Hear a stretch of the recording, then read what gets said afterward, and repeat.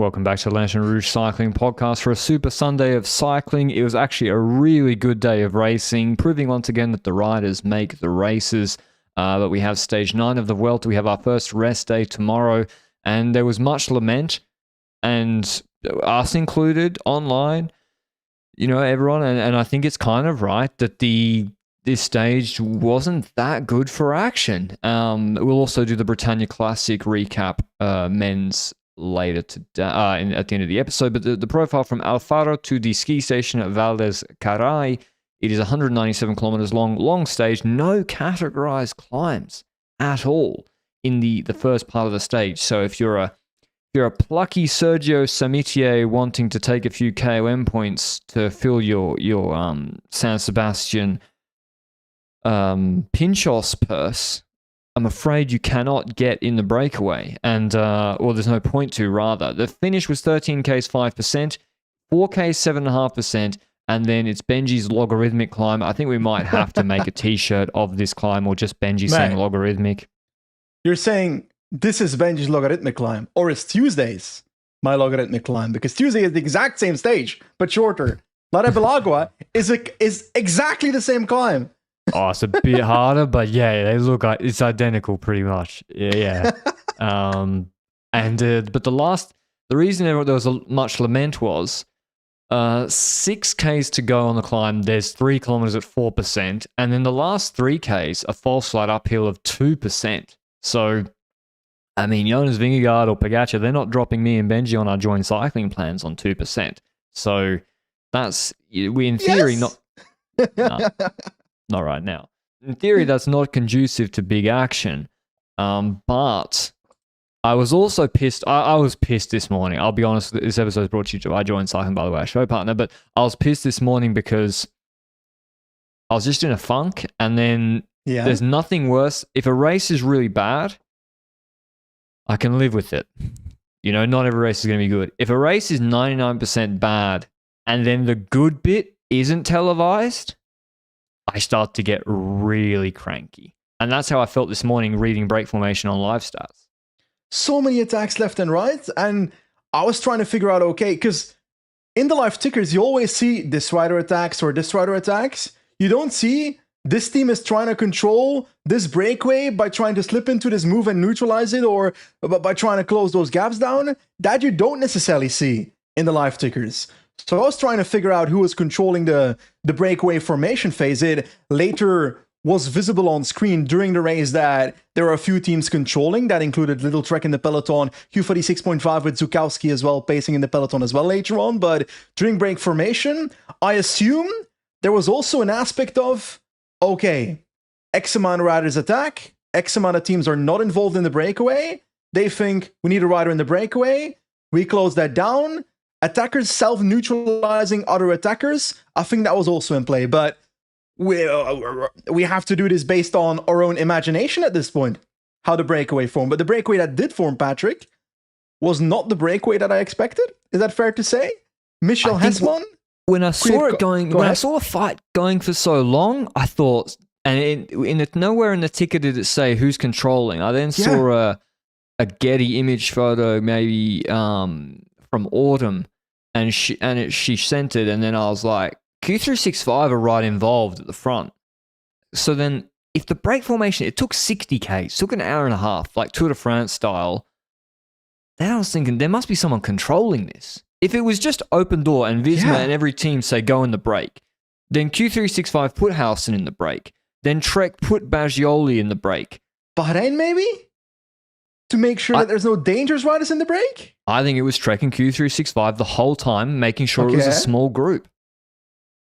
And it was a small group. Hesman from Movistar, Kwiatkowski of Ineos, Vermarke of Picnic PostNL, Archie Ryan of EF Education First, and Liam Snock of Lotto. So that's a 5-man breakaway, and in the peloton you've got Gebrek, Zabir, and Hole for Little Trek pacing, Zukowski for Q46.5 pacing. So it felt like we were entering a bit of a mid-sprint stage siesta at this point, because this break was not going to make it.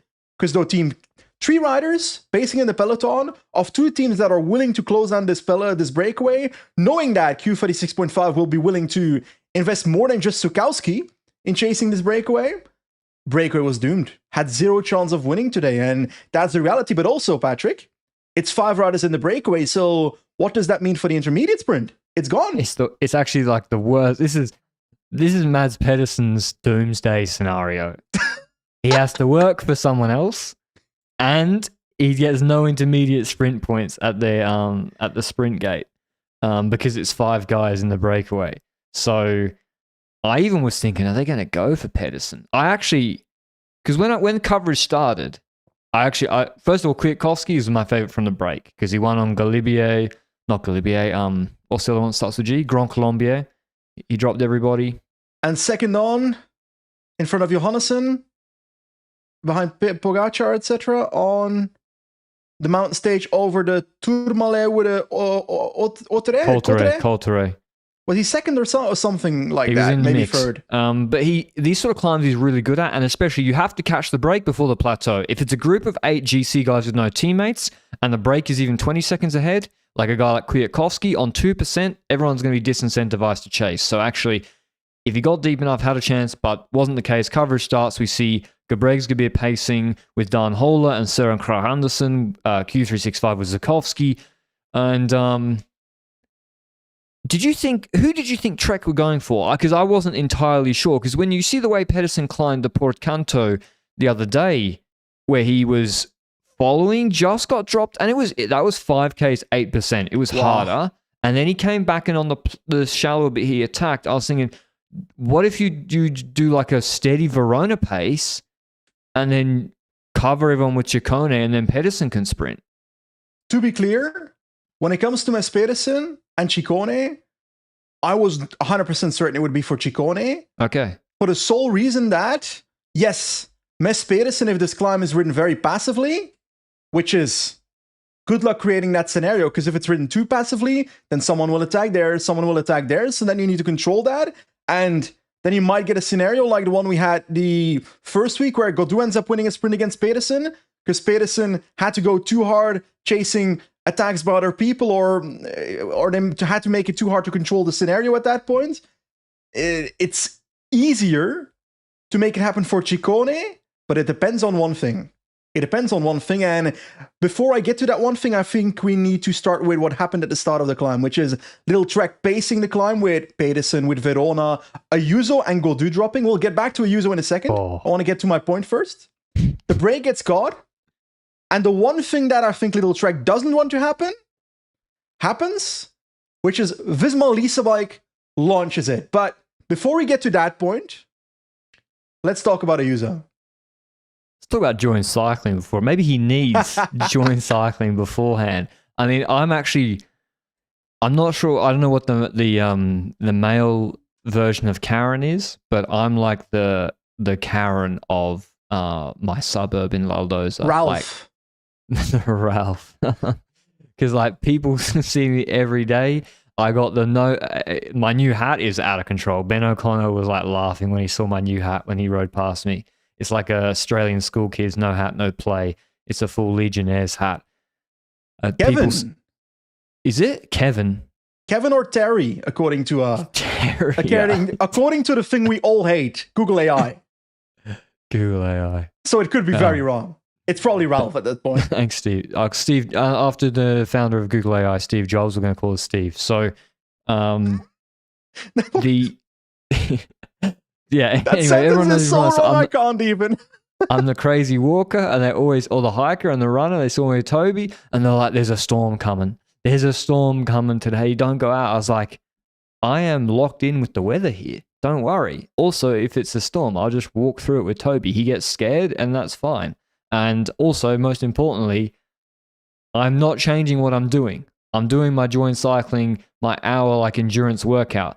But the benefit is of joint cycling, you don't actually have to do that. You don't have to hike in storms in the Pyrenees with electrical activity.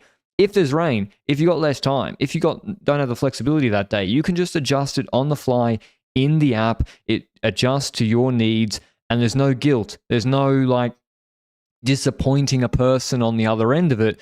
It's a machine. You just put it in your app and it just changes based on your situation. That's what I really like about it. Go and check out the annual plans. They're the best value. They're less than €10 a month. I compared that to the NFL Sunday ticket that I'm about to have to fork out for on YouTube, and let's just say there's significantly different pricing, and one improves your health and one is bad for my health. Having to watch NFL all the time, getting stressed about my fantasy team. So go check out Join Cycling through our link down below. Get the annual plan. Ayuso, Benji. You've been his defender. I'm giving you the first platform.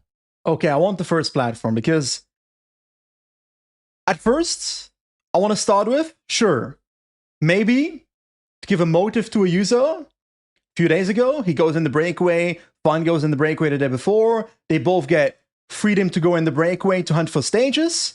In doing so, they take away some protection of Almeida at the end of the stage, on a stage where on paper the gaps won't be gigantic. But then there's a payoff. There can be a payoff if you go in the breakaway. Then there's a potential reward for that action, which is Vine can take the stage home. Vine can take KOM. Ayuso can take the stage home. The reward is there. There was value to not helping or not being by the side of Almeida in that day that didn't warrant. The value was so big that it was worth going for relative to staying in the peloton around Almeida. Today, Juan Ayuso drops in the first 2 kilometers of this climb without doing anything for the team, really. That is indefensible. And even if you look back in the past and you say, sure, in the Vuelta 2023, when Almeida was in P9 or P8 in GC, he did not help at all on the Becker stage for Ayuso to try and help him there to even put any damage into the gap that Vingegaard was creating, or maybe try and drop the other Visma Lease bike riders to enter the podium. Sure, that's a little argument, but that's 2 bloody years ago. I can't use that as a defense of Ayuso anymore. In a stage like this where he got the freedom for the team, he took a victory individually from it, and then on a stage like today, where on the final climb, yes, the gaps on paper should not be gigantic, but there's no reward to not being by Almeida's side. You're just dropping without doing anything. Tomorrow. What? He should 100% do what Vine did today.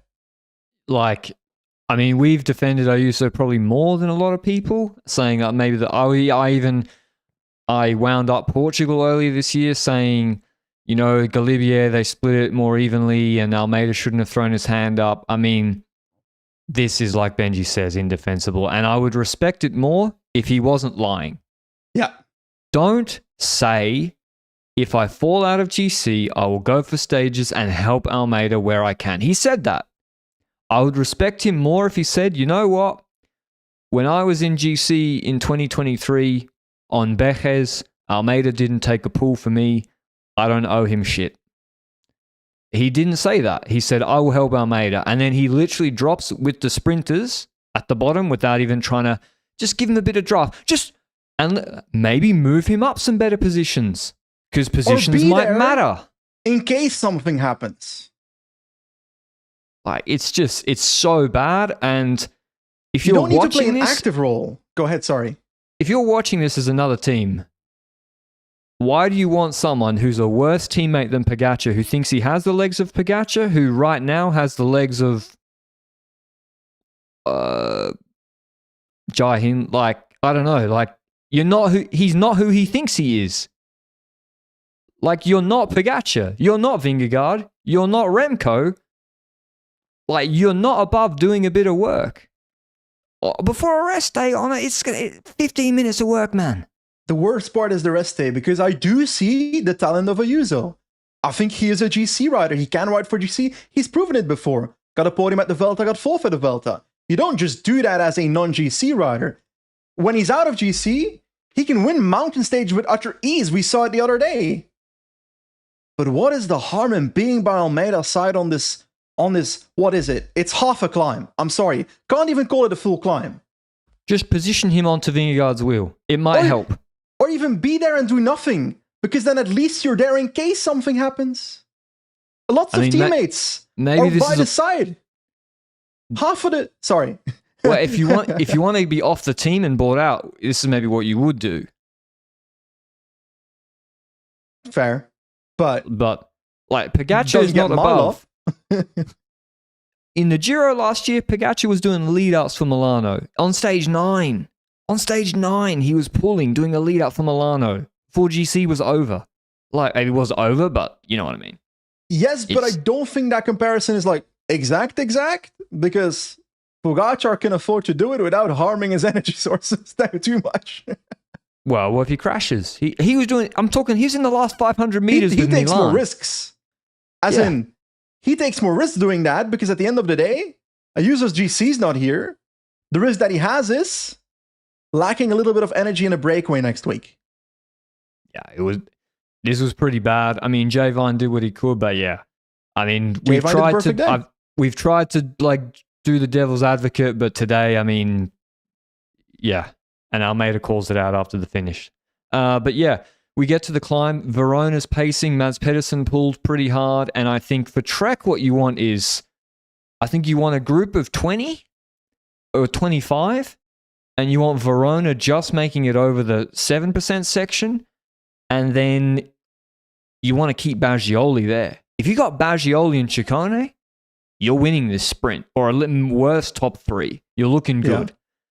But that whole plan becomes scuppered with 11, or when was it? I'm now 10 and a half, 11, roughly. 11.4 Ks to go. When the group was 30 big, Jorgensen just starts sprinting on the right-hand side, and then... And everybody's like, huh? But then Tullett lets his wheel go. Vingegaard closes Jorgensen. He's like, this is a great climb to play numbers, because the draft benefit's so high. And Almeida was out of position. He wasn't quite there to react. Vingegaard closes Jorgensen. Jorgensen starts sending it. Jonas saw Jorgensen close it, and he had traumatic flashbacks to 2023. He's like, if Jorgensen gets up the road, gets in the red jersey, and I have to ride for Jorgensen for the entire Vuelta, he decided, nah. He gets to the wheel. Now, on a serious note, could be either way. Could be that he's okay. Jonas asked for a lead out. He said in the interview afterwards. And he gets that lead out because it was a very powerful lead out. Jorgensen is smashing it. Jorgensen himself is dropping most of the group already. Because I look behind Vingegaard and I'm like, okay. It looks like no one's behind him except like a blue shoulder ticking out or a little Trek-colored shoulder. It's Ciccone. And it just becomes so funny to me in this first 10 days of this Vuelta that Ciccone went from a rider where I'll go for stages to the second strongest rider on this climb at that point. Yeah, really impressive from Ciccone. I mean, this is what, and Almeida was on a gap. So the surprise lead out. So Luke just said in chat, Matteo Jorgensen said to Eurosport, quote, the attack was completely spur of the moment. Jonas asked on the radio, can someone launch me? And I asked, right now? And he said, yeah, right now. I love that. But the problem with Almeida, if you're the second favorite, Benji, if you're the second favorite, you have limited climbing domestiques, you have and Vingegaard is aggressive. He attacked, like relayed with Ciccone in Andorra. Like, relatively aggressive. I wouldn't call him like the peak of aggression when it comes to a GC rider either. You have to be on his wheel. Yeah. You on this climb. You have to be shadowing him. And I think Vingegaard was like, oh, Almeida's not there. I have 4 teammates. And then when he pulled off, Almeida was already on an 8-second gap when Vingegaard gets to attack. Very true, but it's also that you don't know whether Almeida's response is because he's on a gap. Part of that response is that Almeida chooses to never get on the wheel of an attack like that. He stays within his range of watts that he wants to stay in, and that allows him to not go over the limit, which then allows him to maybe crawl back a little bit, but that wasn't necessarily happening because the gap started going up a little bit because Vingegaard was spacing. Ciccone didn't really take over, but I think that's more of he was being able to take over. So that was the aspect there, but Jonas kept on pacing. We can't forget, this was with 11 kilometers to go, plus that attack came. So we're talking about 10 to 8.3 kilometers to go, where Vingegaard is just slowly but surely burning Ciccone in the wheel, who eventually drops off the gap. And do you think Ciccone's end result of the stage would have been better if he didn't respond like that to Vingegaard? Yeah, maybe, but he wanted to win the stage, and he's thinking, if I hold the wheel on 6%, I'm going to roll him in the sprint, and I can get him to pull a bit more. So he has to follow. He has to. You can't make your team pace all day for the stage and not try to follow. You have to follow. So, but he loses his top 5 in GC by quite a bit of seconds. Yeah, but he said he's here for stages, I guess. So, well, if you really want stages, could he have beaten Kwiatkowski in the break?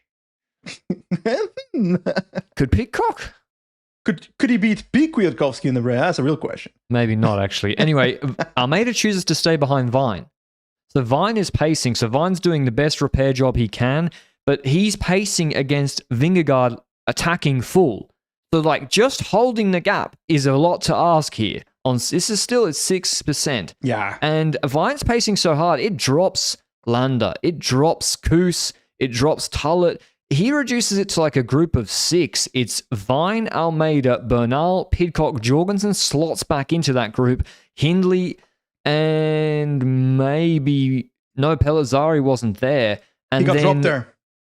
He got dropped, and then Almeida accelerated. He drops Bernal out of the wheel. Pidcock's able to like get across. So Almeida then tried to attack across, but the gap was already 10 seconds. So I'm sorry, it's but like what you said. Like it's better for Almeida to have spent this bullet across to Ciccone and Vingegaard initially. It's difficult because I would say yes, but we don't know how Almeida would react afterwards if he does spend that bullet then and has gone in the red and maybe explodes a little more in the last 4 kilometers of this day. That's also a possibility. So Almeida's used to riding like this, and I kind of trust him more to not explode in the way he is riding than if he had spent that bullet, maybe going in the red to close the gap in a faster way. So it goes both ways, I would say, but would have been helpful to have a user there next to Vine. Maybe that would have been very helpful, but that is not the case. So we get this scenario. By the way, you mentioned Pidcock being the wheel of Almeida. I'm sorry, but I don't understand Tom Pidcock as a rider anymore. Like, his performance today is good enough to be able to fight for stage wins on passively ridden finishes like this, which we had on week 1 where he got destroyed. I don't understand Tom Pidcock as a rider anymore. He gets second here, by the way. Stage 2? Was he bad there? Yeah, got end of top 10 maybe, I think, or maybe worse. I mean, Grand Colombier, he was 3rd, wasn't he? From the GC group in 2023 Tour de France.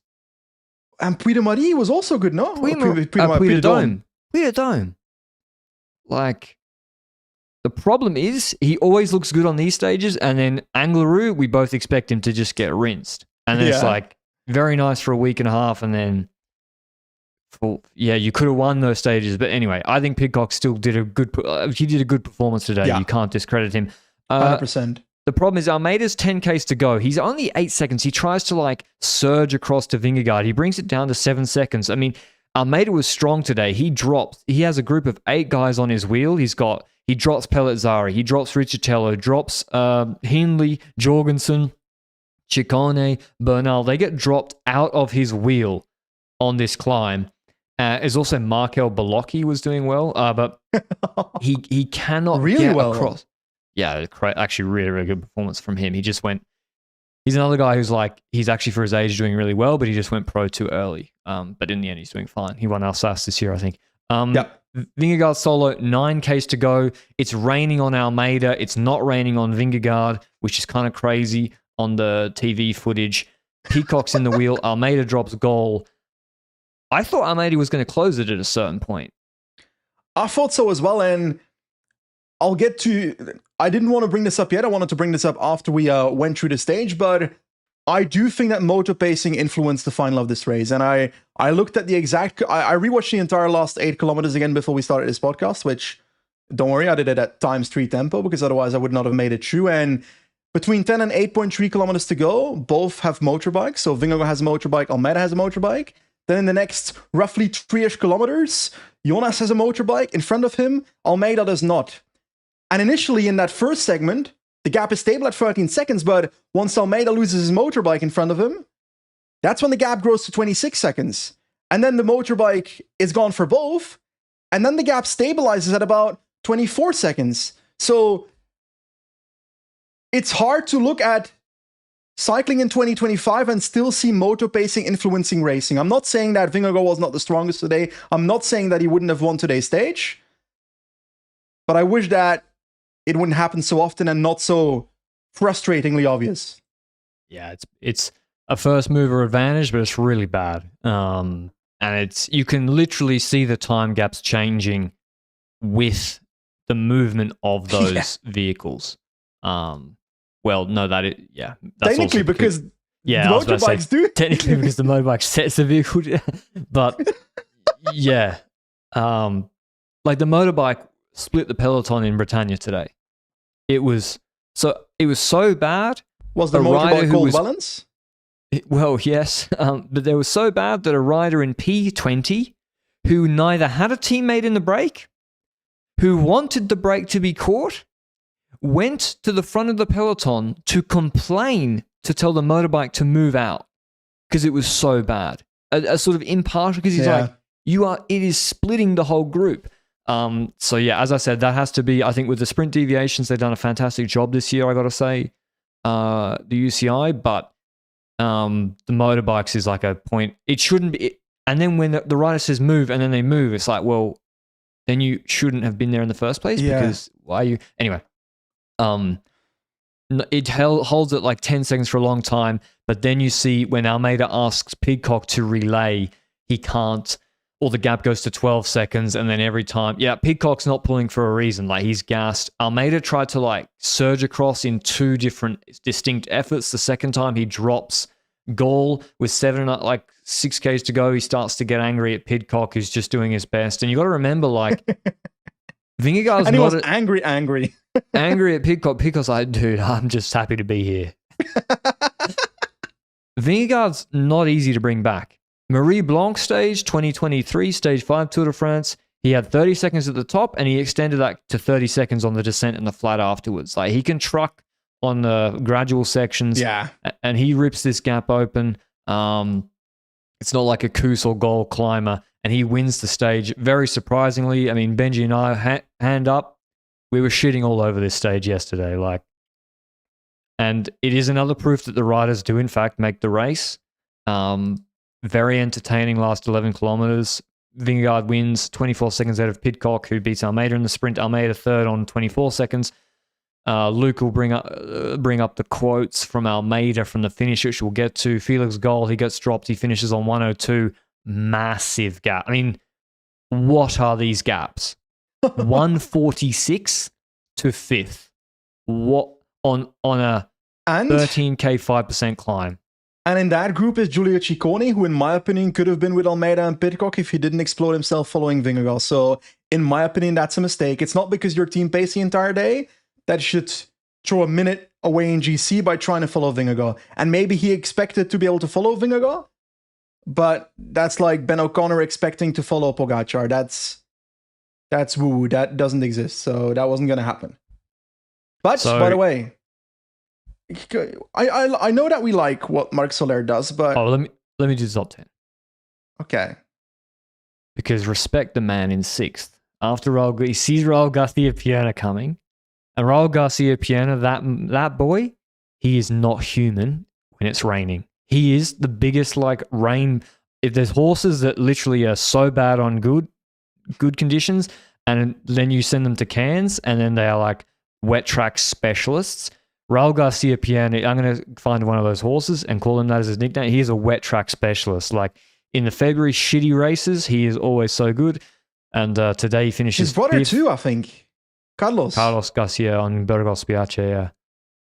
Soler 6th, which Benji has a thought to prepare for us. Ciccone 7th, Belocchi 8th. That's his best ever career, big boy result. Hindley 9th, Fortunato 10th, Harold Martin Lopez 11th. So Astana, they got one guy. They're going for GC. Jorgensen, Riccitello, O'Connor, Bernal, Pellizzari, Train. That's the sort of group we expected. Koos loses even more time, him and Tullett. So Koos they were pulling Train back. But what do you think about Soler? It's not that big of a deal. I like the cyclismo of Soler. It makes me happy when I see it, but it's not exactly ideal that he's all out sprinting to get back Garcia Pierna by the finish line. In doing so, bringing everybody closer to Almeida, which we're talking about seconds, but it's still a Grand Tour where seconds might matter. So I don't know. I would rather see him just sitting in the group chat because he's not going to gain time on those people anyway. Like, I don't know. That's just a personal opinion. But you went through the top 10 of the stage, but I want to go through the top 10 in GC because Torsten Tran is still in red.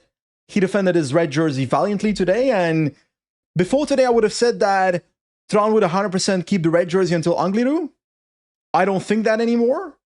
He can still do it if the rest of the week until then is ridden passively, but I think it's going to be difficult if Vingegaard attacks on the Bilbao stage, if anyone tries to make the stage to Lara Belagua harder, then holding 37 seconds on Vingegaard will be difficult. Almeida sits in third on 1:15. Pidcock is now on P4, putting some respect on the name, I guess. 1:35 down. Felix Gall is in fifth on 2:14. Ciccone drops out of the top 5 to sixth on 2:42 ahead of Lorenzo Fortunato. So man keeps flying as well, 2:47 down. Jorgensen loses some positions. He's in 8th on 2:49, which Broe did an all-out sprint to try and launch Vingegaard. So to be able to survive after that means you've got something left after that move to begin with. Hindley in 9th and Pellizzari in 10th, both on 2:53, but Bernal out of the top 10. So they're sitting in 12th. Who else will we see between P10 and P25 that are still relevant for GC? Probably Koos if you went on a break. Yeah, on 4 minutes, 16th. Lander will backdoor it. Butrago maybe a top 10 from the breakaway vibe. Yeah, those guys got to get in a break to take back 3 minutes. Yeah. What's the white jersey situation? Because right now it's in the hands of Pellizzari ahead of Riccitello and then Garcia Pierna actually in there. I didn't realize that. He's got that lockdown. He was climbing very strongly earlier this week. Yeah. Pellizzari looked a little bit weaker today, dropping as well. But I don't know if Riccitello was dropped at that point as well. But I don't know. I'm holding hopes out for Garcia Pierna. I want it to happen. No, but I'm afraid Angliru is not for him. There was a bit of an interview from Pidcock after the stage. Luke dropped it in the chat where he said, "Chapeau to Almeida. I couldn't give him any turns. He was shouting at me, but he's like a tractor. Please, no one give Almeida no more tractor names. A tractor-related nickname. Not allowed." The last kilometer when Almeida went, it was impressive. I could only just come around him at the finish. He told me to grow some balls. If he rides a bit slower, I'll give him some more turns. It's a really respectful and nice interview by Pidcock, actually. I like it. I can understand Almeida's frustration, but in the end, this was his fault today. He shouldn't have talked shit about Vingegaard the other day. Hey, unironically, I think it does matter, those kind of small things. Of course. When one rider sees another rider say, "Oh, doesn't pull much," or stuff like that, or doesn't attack, or what was the exact interview that Almeida gave? He said like, "Oh, it's he was mainly magnanimous. He's like, oh, it's his right. He doesn't have to pull. He's got teammates behind, but yeah, he doesn't like to pull, does he, or something like that." And the guy was like, "He let's have 30 seconds put on your head on a 5% climb, so and see if I can pull." Nonetheless, I did feel like today, sure, there's a gap of 30 seconds. Take away the moto pacing, it's maybe 20 seconds, 15 seconds, whatever. Just imagining the alternative scenario there. It's still a gap, but Almeida looked strong so far in this Vuelta. So it's not completely over this race either. I think Vingegaard was the heavy favorite before the race. I think he still is. But it's not like if...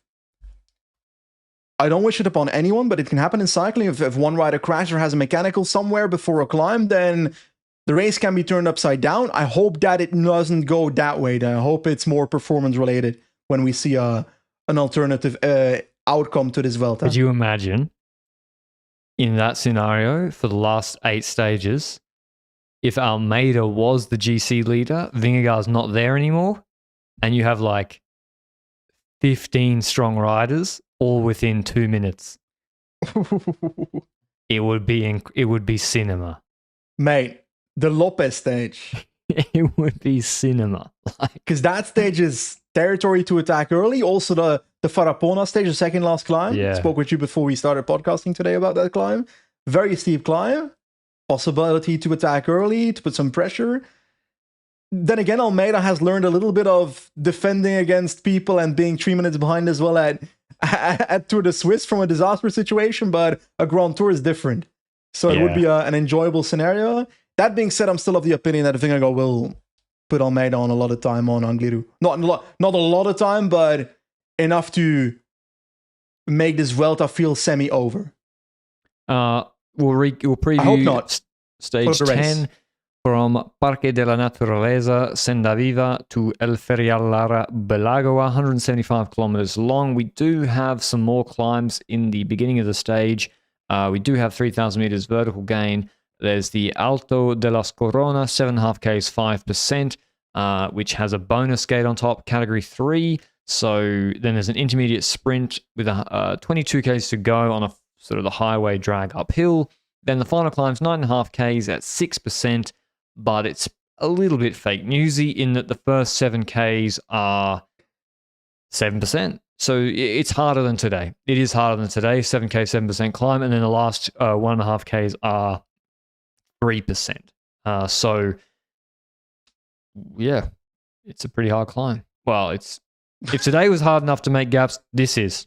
Yeah, that's hard enough to make gaps. Then again, depending on today, I don't know if Visma is going to want to repeat the exact same thing, whether other teams will be more prepared, whether the UAE will be less likely to have a Yuzo have a vacation day, stuff like that. Even though if a Yuzo's here today, I don't think it makes a difference. I think he's just pacing with Vine there a little bit, and then Almeida has to do it alone anyway for the last X amount of kilometers. So, it could be a repeat of today. I don't think so. It could be a more passive day, which I think it will. Why? After today, if you're Q365 and Trek, you cannot pace this stage. And more likely to be break is the outcome you're going for. Yeah. After today, with this is harder than today. You cannot pace. Well, you can't go back in time. Q36.5 can't go back in time and lose time in GC to go for the stage. But then again, Pitcock is 4th in GC, so maybe they were right in not losing time in GC. Should Q365 pace this stage and climb so Pitcock can take more time? Yes, because Vingegaard is not the opponent of Pitcock here. Pitcock's opponents are the entire P5 to P15 in GC. So I think they should. And also, and you don't need to pace the stage for that. Yeah, but UCI points. Yeah. One more thing. You said, should Q36.5 pace this climb? With who? Fabio Kristen? Damien Howson. Respect him. Okay, buddy. Damien Howson is only good in two geographic regions of the world. Victoria and the north of Spain. In the Burgos region. Seriously, look up his Vuelta Burgos results. Is this race north enough? Yes. This is his zone. Where the fuck is Lara Belagua? I have no clue. Because if you put the stage win in play, then Visma are more likely to sacrifice their GC-adjacent domestiques like Jorgensen, and then Pidcock can benefit from it. Wait, Lara Belagua is in the Pyrenees? Yeah. This was the climb. This was the climb on the Tourmalet stage they used early in the stage, right? In 23? I'm going to take a look at that because I have absolutely no clue. Vuelta España 2023. Come on, first cycling, load. I made it up. It was the finish on the stage 14. Afterwards. Where Remco won. Yep. So he dropped Bardet. That was the Bardet stage. That stage was a bit more enthusiastically looking though, with Coloser and Puerto de la Larao. Let me workshop this Q365 logic here. You pace to bring the stage win in play. Vingegaard goes, this time Almeida's awake. He follows. Vingegaard won't pull with Almeida. Pidcock comes back. Pidcock wins sprint. First of all, I think the first flaw with your theory is that I don't think Almeida not following is solely not being awake. It's also not being willing to respond to that first attack and rather doing his own train formation to not explode. So I think he won't follow either way. He'll try to close it. That won't work. But that's what he's doing. It doesn't work if the rider in front is riding faster than you. Then you don't come back. It works when you're chasing fucking. But it's great at securing P2 in a Grand Tour. Yeah, I don't know. I feel sorry for Almeida at the same time because like he's a SkyTrain rider. He needs a SkyTrain. And half his SkyTrain is on a holiday today. And I was like, honestly, I thought I had the day off. I thought we had double rest day. He's like, actually, I thought we had the day off with this parkour. I'm devout Catholic. I don't do work on Sundays. Sorry. Anyway, I'm picking from the breakaway. I'm going Marco Frigo again. I'm going Frigo again. I'm going Juan Ayuso, making today even worse. Dude, that would be so funny. It would be so funny. If he goes in the break and on Almeida Tuesday gets and dropped wins. again. And Almeida gets dropped. That'd be so funny. Ayuso in the break. Vingegaard bridges across to him. Vingegaard says you can have the stage if you pull. And he starts pulling. Oh my god. But hey, at least Soler will bring Ciccone back to Almeida if he drops him.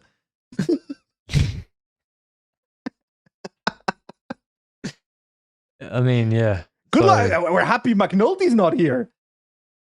Imagine if he was riding for his top 10 instead of Vine being here. Actually, McNulty, credits to him, in Deutschland, he was very selfless. McNulty was a good teammate in the Deutschland Tour, but in the Giro he wasn't. Yeah, but he wasn't interested in top 10. At the But it was Tour. a lifelong dream for him. But it was a lifelong he was more dream. selfless. And happy to achieve his lifelong dream. So, Britannia Classic from Plouay to Plouay, 260 Ks today. I thought that this was great. Like the vertical meters of this and the start list, and then I see the finish results, and I was watching the final. I really couldn't believe what I was watching. It had 4,000 meters plus of climbing, longer climbs in the start. Coy was on the start list. Dali, Lotto were riding like they were the favorites. UAE had Narvaez, Wellens, Kristen, Del Toro, Covey. It was this puncher super team. And I thought they're going to create a small group. McNulty will go solo, and that's all she wrote, like here she did last year. In the end, they used Wellens as the first domestique.